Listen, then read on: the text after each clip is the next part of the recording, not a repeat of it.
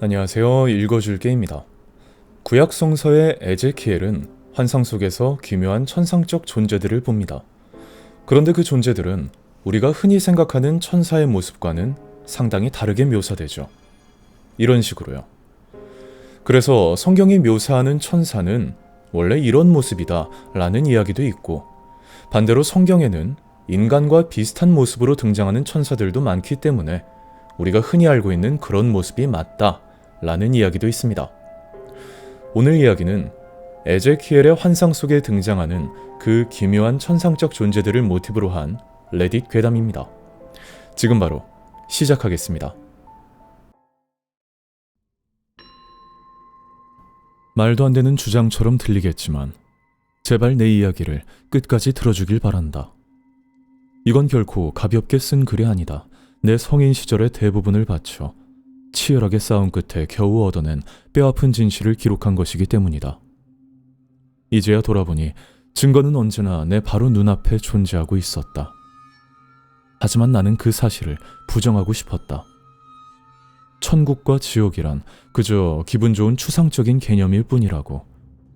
그런 건 40을 넘기고 노년에 접어들었을 때나 비로소 고민해볼 문제라고 계속 믿고 싶었기 때문이다. 어쩌면 나를 치료하던 정신과 의사들도 이것이 단순한 병이 아니라는 걸 알고 있었을지도 모른다. 그들은 내 망상이 트라우마에서 비롯된 것이라고 설명했지만 그것만으로는 내가 그 마을에서 보낸 시간, 그러니까 엔젤턴이라는 모순적이게도 완벽한 이름을 가졌던 그 작은 마을에서의 기억을 그토록 생생하고 완벽하게 기억하는 이유를 설명할 수 없었다. 결국 약물 치료가 시작되면서 내 기억은 희미해졌고 바래져가는 추억들은 정신병원 병실에 하얗게 칠해진 벽과 뒤섞여 하얗게 표백되어 갔다. 무엇이 현실이고 무엇이 환상인지조차 구분할 수 없을 때까지. 하지만 의사들이 나를 사회에 복귀해도 될 만큼 정상이라고 판정한 지 한참이 지난 후 나는 그 기억들을 다시 하나하나 되짚어 뽑아내는 데 성공했다. 소독약 냄새나는 몸이 건조한 시간에 엉킨 실타래 속에서 나는 진짜 어린 시절의 경험들을 골라내었고 그 마을에서 나에게 무슨 일이 일어났던 것인지 전체적인 그림을 완성해냈다. 이후 이어질 이야기는 내가 가까스로 건져낸 그 기억의 타래들로 짜낸 이야기다. 내 가장 첫 번째 기억. 그건 5살 때 내 생일 파티에서 시작된다. 우리 집 마당에 어찌나 많은 사람들이 모여 있었던지 온 마을 사람들이 다 찾아온 것만 같았다. 어린 나이에는 알 수 없었지만 아마도 진짜로 온 마을 사람들이 꼬마 마이키, 그러니까 나의 생일을 축하하기 위해 우리 집 앞 길거리에 모여 있었을 것이다. 거실에 놓여있는 엄청나게 많은 선물 더미는 마치 골판지와 알록달록한 포장지로 만든 거대한 크리스마스 트리처럼 보였다. 나는 몇 시간 동안이나 선물을 풀어헤쳤고 가족들과 모든 이웃들이 내 주변에 모여들어 밝은 미소로 나를 응원해 주었다. 어린아이의 몸과 마음이 선물 포장을 뜯는 일에 이미 지쳐버린 지 한참이 지난 후에도 말이다. 3단 케이크를 먹다가 중간에 잠들어버린 나를 어머니가 안아서 침대에 눕혀주신 기억. 그 기억은 나지 않는다. 하지만 어머니가 그 이야기를 너무나 자주 해주셨기 때문에 그 역시 내 기억의 일부가 되었다. 내가 남들과 다르다는 그 사실을 언제 처음 깨달았는지 정확히 집어 말하기는 어렵지만 그 시작은 학교에 다니면서부터였던 것 같다.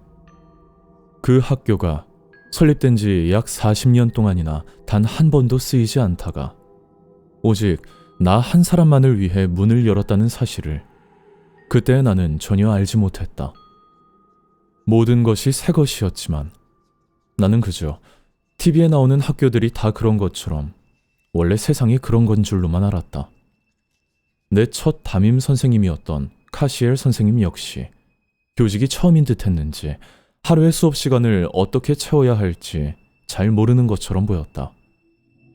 선생님은 우리에게 패션 잡지나 백과사전 같은 우리 나이 때보다 훨씬 수준 높은 책들을 자주 읽어주셨다.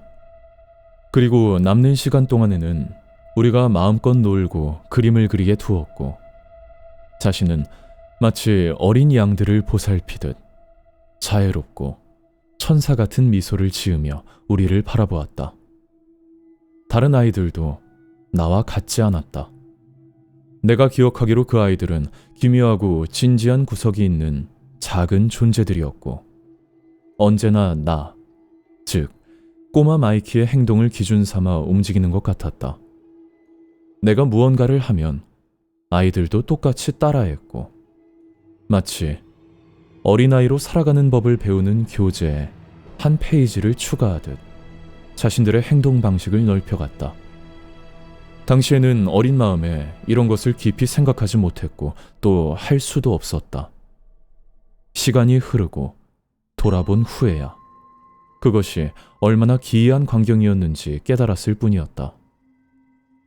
그 시절 내가 눈치채고 있던 한 가지는 우리 학교가 TV에 나오는 학교들과는 다르게 돌아간다는 점이었다. 생일이 지나면 나는 다음 학년으로 올라갔지만 나를 따라하던 그 또래 아이들은 나와 함께 올라가지 않았다. 새 학년이 되면 새로운 선생님이 오셨고 매년 완전히 새로운 학생들로 클래스가 교체되었던 것이다. 나이를 먹어가면서 나는 마을 전체의 모습을 점점 더 명확하게 인지하게 되었다. 그곳은 아름답고 서정적인 장소였고 1950년대 후반의 어느 시점에 영원히 갇혀있는 듯 완벽한 작은 마을이었다. 수업이 끝나면 나와 친구들은 알록달록하게 칠해진 자전거를 타고 아이스크림 가게로 달려갔고, 녹아내리는 알록달록한 콘을 들고 역시 잘 정돈된 공원으로 가서 예쁘고 화려한 원피스를 입은 여성들이 혈통 서 있는 개를 산책시키는 모습을 구경했다. 주말이 되면 동네 아빠들은 차가 반짝거릴 때까지 세차를 한 뒤 잔디를 깎고 울타리를 정돈했고, 엄마들은 레모네이드와 쿠키를 만들었다. 비가 내렸던 날은 단 하루도 기억나지 않는다. 지나고 보니 그것은 섬뜩한 낙원이었고 1978년의 바깥 세상이 이런 식으로 돌아가지 않는다는 사실을 그때 나는 전혀 알지 못했다. 나에게는 그 모든 것이 완벽하게 정상이었다. 엔젤턴의 저녁은 TV가 지배했다. 모든 가족은 거의 똑같이 생긴 거실에 모여 지역 방송국에서 송출하는 방송을 시청했다. TV 채널은 단 2개뿐이었고 두 채널 모두 비슷한 쇼를 변형해서 틀어주었다. 주로 I Love 루시, 꾸러기 데니스, 비버는 억울해 같은 밝고 장난스러운 프로그램들이었다. 이 마을에서 TV를 보는 시간은 거의 성스러운 의식과도 같아서 TV 기술에 새로운 혁신이 일어날 때마다 트럭들이 거리를 지나며 최신형 컬러 리모컨 TV를 배달해 주었다. 그리고 그 배달 날이야말로 내가 엔젤턴 외부 사람을 볼 수 있는 거의 유일한 순간이었다. 마을의 나머지 생필품은 전부 뮤리엘 백화점이나 워무드 식품점을 통해 공급되었기 때문이다. 물론 나도 바깥 세상에 대해 물어본 적이 있었다. 내 나이대의 여느 아이들처럼 내 반 아이들은 제외하고 나는 호기심이 많았고 질문도 많았다. 당시 담임이었던 모로니 선생님은 처음엔 최선을 다해 답변해주는 것 같았다. 하지만 내가 유난히 떼를 쓰며 끈질기게 굴었던 어느 날, 그의 침묵과 모호한 대답에 아이처럼 바득바득 우겨대다가 나는 엔젤턴 주민들의 진짜 정체와 그 본 모습을 처음으로 똑똑히 목격하게 되었다. 하지만 어떻게 대통령이 아직도 아이젠하워일 수가 있어요? 내가 심통이나 거세게 따졌다. 대통령은 8년 넘게 재임할 수 없다고 우리 집 백과사전에 나와 있단 말이에요. 제가 직접 찾아봤어요. 이탈리아계의 키가 작고 거무스름한 남자인 모로니 선생님은 고개를 저으며 내 책상을 향해 몇 걸음 다가왔다. 네 백과사전이 틀린 거란다. 틀릴 리 없어요. 카시엘 선생님이 거기에 나온 건 다 사실이라고 하셨단 말이에요. 그 내용만 빼고 다 사실이지. 선생님이 낯설고 웅장한 톤으로 으르렁거렸다. 그 목소리의 울림에 내 팔의 털들이 보이지 않는 정전기라도 일어난 듯 바짝 서는 것이 느껴졌다. 선생님, 거짓말하는 거죠? 나는 오기가 생겨 더 담대하게 쏘아붙였다. 내가 내는 효과와 거만한 기분에 묘한 쾌감까지 느끼면서 말했다. 선생님은 그냥 바보 같은 거짓말쟁이 늙은이고 아무것도 모르는 거잖아요. 그제야 반 아이들이 나를 뚫어지게 바라보고 있다는 사실을 깨달았지만 더 이상한 건 아이들이 모두 자리에서 일어서 있다는 점이었다. 그리고 모르니 선생님은 더 이상 키 작고 쾌활한 바보처럼 보이지 않았다. 갑자기 그는 내 책상 위로 거대하고 위협적인 형상을 드러내며 우뚝 섰고 그의 얼굴 이목구비는 마치 이국적인 목재로 조각된 것처럼 딱딱하게 변해 있었다. 너 왜 이러는 거니? 선생님이 주먹을 쥐고 나무 마디 같은 주먹을 내 책상에 얹은 채 상체를 들이밀었다. 왜 그냥 평범한 아이처럼 행동하지 못하는 거야? 내가 선을 넘었다는 것을 깨달은 순간 참을 새도 없이 눈물이 터져 나왔다. 울지 마. 선생님이 뱀처럼 씩씩거렸다. 하지만 그의 입술은 이상하게도 거의 움직이지 않고 있었다. 당장 울음 멈춰. 그 목소리에 담긴 강압적인 명령은 내 뇌리를 강하게 자극했고 온몸을 마비시키는 두려움이 뇌 속으로 밀려들었다. 살면서 한 번도 느껴보지 못한 공포였다. 하지만 눈물은 멈추지 않고 오히려 더 가파르게 흘러내렸고 내 목구멍에서는 헐떡이는 흉측한 오열이 터져나왔다. 선생님을 더욱 분노하게 만든 동물적인 소리였다. 창백한 주먹에 실린 무게를 견디지 못하고 책상이 우지직 소리를 내며 박살나면서 모르니 선생님이 변하기 시작했다. 아주 찰나의 순간 동안 나는 그의 진짜 모습을 보았다. 그는 다른 사람이자 다른 무언가였다. 흰색과 금빛으로 이루어진 존재. 초승달 같은 이빨과 창백한 눈. 어깨에서 찢어져 나오는 형체 모를 부속 사지들의 실루엣. 그만. 그 존재는 어느 때보다 낮고 조용한 목소리로 읊조렸지만 그건 1000개의 나팔이 동시에 울리는 듯한 소리가 되어 내 귀를 찢었다. 사시나무 떨듯 떨리는 공포 속에서 나는 그만 바지에 오줌을 싸버렸고 비로소 울음을 멈출 수 있었다. 그날 이후 나는 다시는 선생님에게 질문을 던지지 않았다. 엔젤턴의 그 누구에게도 바깥 세상에 대해 묻지 않았다. 이유를 정확히는 몰랐지만 내 안에 원초적인 본능이 가르쳐주고 있었다. 선생님만 그런 힘을 가진 것이 아니라는 사실을 말이다. 마을 사람들의 정성스럽게 연출된 미소와 무해한 인격 아래에는 소심했던 선생님이 억눌리지 않은 분노의 순간에 잠깐 보여주었던 것과 똑같이 무시무시한 괴물이 잠들어 있었다. 나는 괴물들 사이에 살고 있었던 것이다. 비바람 속에서 마구간 문을 열어젖힌 것과 같았다. 한 번 열린 문은 다시 닫을 방법이 없었다. 진실이라는 폭풍은 밀쳐내기엔 너무나 강력했다. 새로 얻게 된 지식으로 인해 모든 것이 선명하고 가혹하게 드러났고 나는 내가 사는 마을이 얼마나 이상한 곳인지 똑똑히 보기 시작했다. 그리고 모두가 자신들이 그토록 매료되어 있는 TV쇼를 얼마나 완벽하게 모방하고 있었는지도.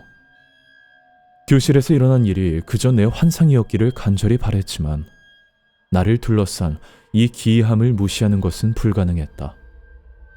어머니가 빨래를 건조대에 걸고 아빠가 진입로에서 자동차를 만지작거리는 소중한 나 혼자만의 시간마다 나는 TV 채널을 돌려 엔젤튼 외부에서 송출되는 방송을 찾는 법을 익혔다.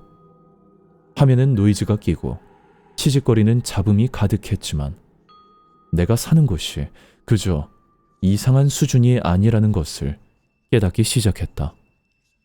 이곳은 완전히 엉망진창으로 미쳐있는 곳이었다. 내 눈과 귀를 사로잡은 그 바깥 세상의 이미지들은 우리가 사는 시대와 완전히 동떨어진 곳이었다. 완전히 다른 세상이었다. 어떻게 우리가 이렇게까지 격리되어 존재할 수 있었는지는 알 수 없었지만 모로니 선생님이 변했던 그 모습과 관련이 있을 거라는 것쯤은 알 수 있었다. 당연히 내가 할 수 있는 일은 단 하나뿐이었다. 이성적이고 제정신인 사람이라면 선택할 단 하나의 행동. 마을 끝으로 가서 이곳을 벗어나는 것이었다. 나는 책과 TV에서 본 아이들처럼 보자기천에 음식을 싸서 나뭇가지에 묶었다. 가출하는 아이들의 정석과도 같은 모습이었다. 마을을 둘러싼 낮은 돌담까지는 제법 먼 길이었고 그곳에 도착했을 땐 이미 치즈 샌드위치를 하나 다 먹고 레모네이드 병을 반이나 비운 후였다. 돌담은 분필처럼 흰 빛깔의 기묘한 돌로 쌓여 있었고 높이는 겨우 30cm 남짓이었다. 너무 낮아서 경계 표지판 이상의 의미는 없어 보였고 어린아이라도 쉽게 넘어갈 수 있을 정도였다. 하지만 그 앞으로 다가서자 얼음물을 너무 많이 빠르게 마신 것처럼 뱃속이 무겁고 차가워지며 기묘한 두려움이 요동치기 시작했다. 이건 잘못된 일이야. 내면의 목소리가 경고했다. 이러면 안 돼. 하지만 나는 고집이 셌고 마음을 정했기에 이제 와서 물러설 수는 없었다. TV에 나오는 어떤 아이도 머릿속에서 들리는 바보 같은 목소리 때문에 포기하지는 않을 테니까. 내가 한쪽 다리를 들어 그 하얀 경계선 위로 올리는 순간 살가죽을 깃털로 긁는 듯한 기분 좋은 간지러움이 피부를 스쳤다. 그리고 반대쪽 발을 담장 바깥에 내딛었을 때 나는 갑자기 자신이 여기서 뭘 하고 있는 건지 의문이 들기 시작했다. 왜 지금 어깨에 짐 따위를 메고 있는지 말이다. 내 뒤에 무엇이 있는지는 전혀 중요하지 않게 느껴졌다. 뒤돌아볼 흥미조차 생기지 않았다. 그렇게 나는 빠르고 아득하게 희미해져가는 기억을 뒤로 한 채 진짜 세상을 향해 걸어나갔다. 어머니는 엔젤턴에서 몇 마일 떨어진 덤블 아래에 웅크리고 있던 나를 발견하셨고 잠든 나를 안고 돌아오셨다. 눈을 떴을 때 내 머릿속은 안개로 가득 차 있었다. 한동안 혼란이 지배하다가 물에 잠겼던 기억들이 하나둘 제자리를 찾기 시작했다. 너 정말 무서운 짓을 했구나. 어머니가 침대 곁에 아버지와 함께 서서 슬픈 표정으로 말씀하셨다. 어머니가 나에게 그렇게까지 실망한 표정을 지으신 건 처음이었고 가슴이 아팠다. 아버지는 화가 난 듯 보였지만 그 분노는 나를 향한 것이 아니었다. 그의 부글거리는 분노는 어머니를 향해 있었다. 이 아이는 기적이 아니야. 우리 사이에서 태어난 아이가 아니라고. 만약 우리에게서 태어났다면 경계의 결계가 아이의 정신을 매몰시키거나 기억을 잃게 만들 리가 없잖아. 어머니의 완벽한 30살의 얼굴에 진짜 감정이 격렬하게 북받쳐 올랐고 뺨을 따라 눈물이 줄을 지어 흘렀다. 나는 어머니가 진짜 눈물을 흘리는 모습을 한 번도 본 적이 없다는 사실을 깨달았다. 교실에서 내가 울었던 그날을 제외하고는 이 마을의 어떤 누구도 진짜 눈물을 흘리는 것을 본 적이 없었다. 난 그냥 아기를 원했을 뿐이라고요. 어머니가 슬픈 목소리로 말했다. 진짜 엄마가 되는 게 어떤 건지, 가짜가 아니라 진짜 아이를 키우는 게 어떤 건지 알고 싶었을 뿐이라고요. 어머니는 마치 혀를 중독시키는 쓴 약이라도 되는 양 마지막 단어를 뱉어냈다. 아버지는 어머니의 거리낌 없는 감정 표출에 분명히 당황하며 한 걸음 물러섰다. 그의 움직임은 뻣뻣했고 그의 눈은 가면의 틈새로 엿보는 배우의 눈과 같았다. 시장님께 말씀드렸어. 아버지가 로봇처럼 무감정한 목소리로 말했다. 곧 경찰이 와서 당신과 이 아이를 데려갈 거야.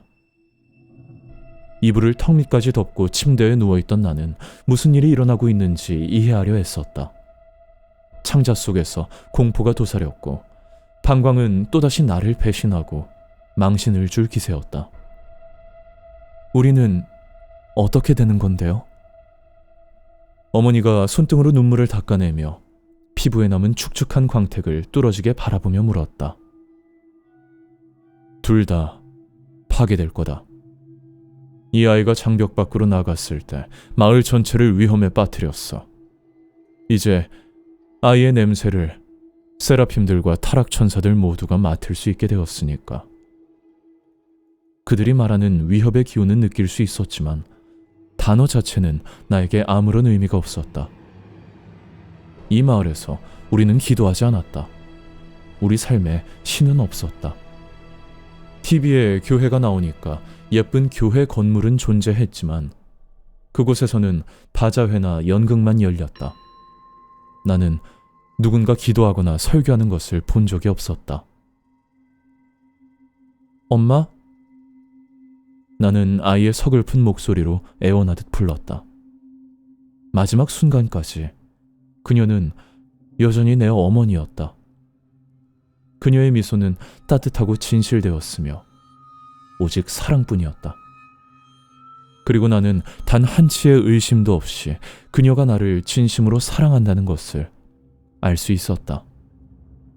마을의 나머지 주민들이 생존 연극의 배우가 되어 가학적인 판토마임을 연기하며 아무것도 느끼지 못하고 있을 때 이 한 여자, 이 한 천사는 작은 소년을 진심으로 사랑하게 됨으로써 추락하는 동시에 승천했던 것이다. 그 순간 어머니는 흰색과 금빛의 번개처럼 변했다. 한쪽이 2미터에 달하는 거대한 깃털 날개가 내 방을 가득 채웠고 아버지를 사납게 덮쳤다. 어머니는 아버지의 피부를 찢고 가슴뼈를 뜯어내어 카우보이와 인디언이 그려진 내 방의 벽지를 금빛 피로 물들였다.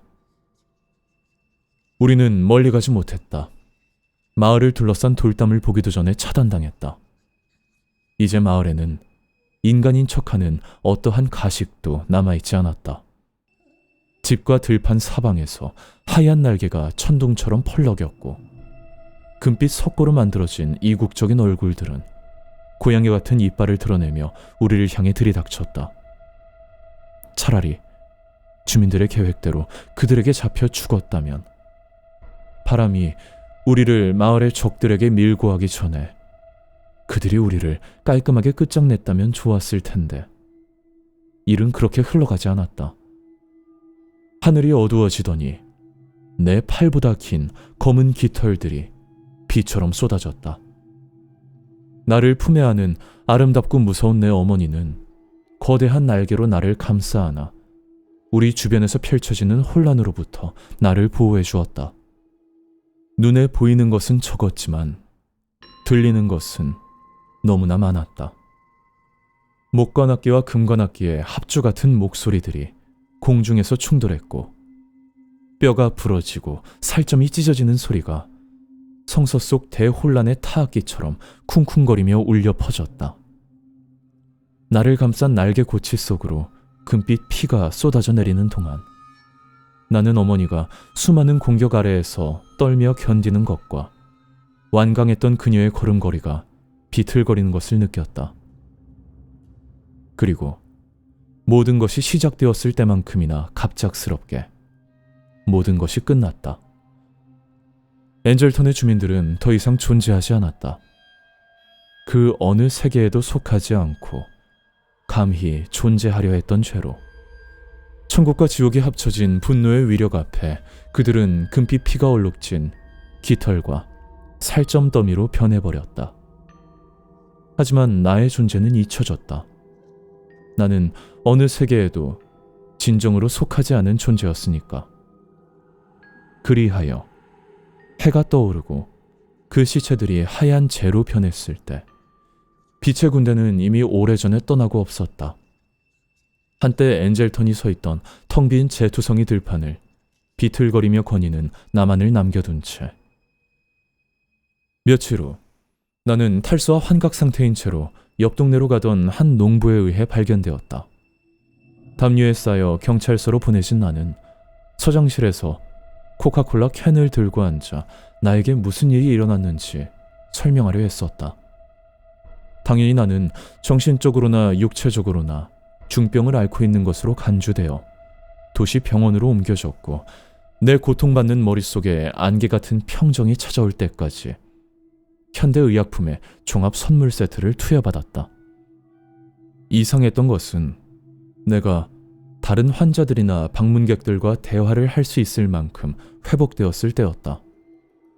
어떤 사람들은 엔젤턴에 대해 들어본 적이 있다고 주장했지만 그곳이 어디에 있는지 언제 방문했는지 말하지 못했고 심지어 그 대화의 맥락을 1분 이상 유지하지도 못했다. 내가 파악한 바에 따르면 그 장소에 대해 무언가를 기억할 수 있는 사람은 내가 유일했다. 그리고 정신병원에서의 시간이 수주일에서 수개월로 길어질수록 나 역시 그곳을 잊어가기 시작했다.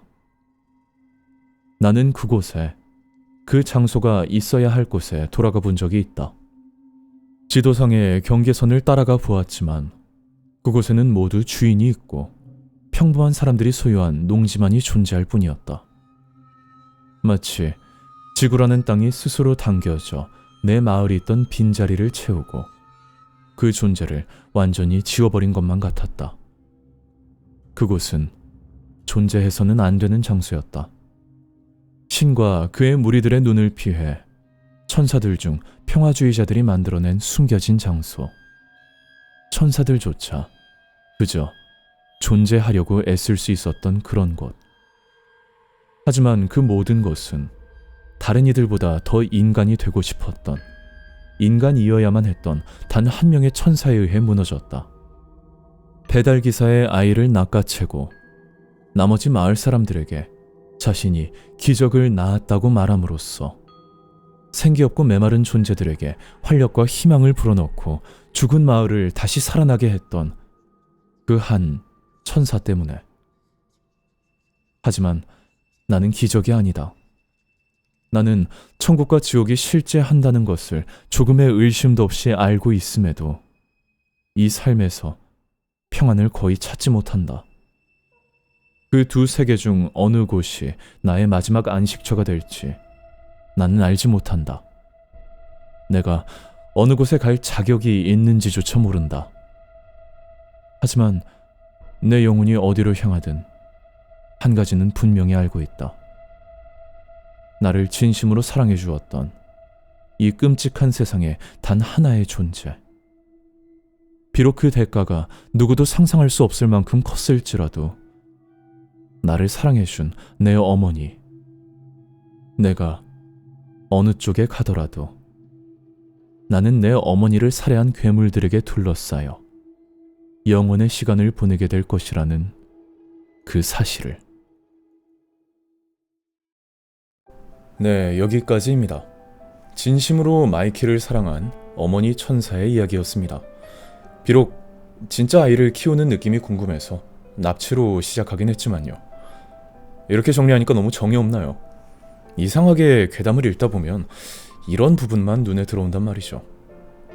잠깐 조금 다른 이야기를 해보자면 슈퍼내추럴이라는 미국 드라마 아시나요? 주인공 딘과 샘 형제가 처음에는 늑대인간이나 유령을 잡다가 정신 차리고 보면 어느새 천사와 악마의 대전쟁에 휘말려 있는 무려 시즌 15까지 나온 대작입니다. 저도 잊을만 하면 정주행을 시도했다가 항상 시즌 10쯤에서 포기하게 되는데요. 그곳의 천사들은 인간을 탐탁치 않게 여기는 경우가 많습니다. 자신들보다 나중에 만들어진 불완전한 인간을 위해 천사들이 봉사해야 한다는 것에 불만을 품는 거죠. 이 괴담도 그렇고 슈퍼내추럴도 그렇고 어떻게 이런 디테일한 설정과 이야기들을 생각해낼 수 있는지 그저 존경스러울 따름입니다. 이 이야기들이 정말로 허구라는 가정 안에서 말이죠. 여기까지입니다. 오늘도 긴 이야기 들어주셔서 감사하고요. 저는 다음번에 또 다른 이야기로 찾아뵙겠습니다.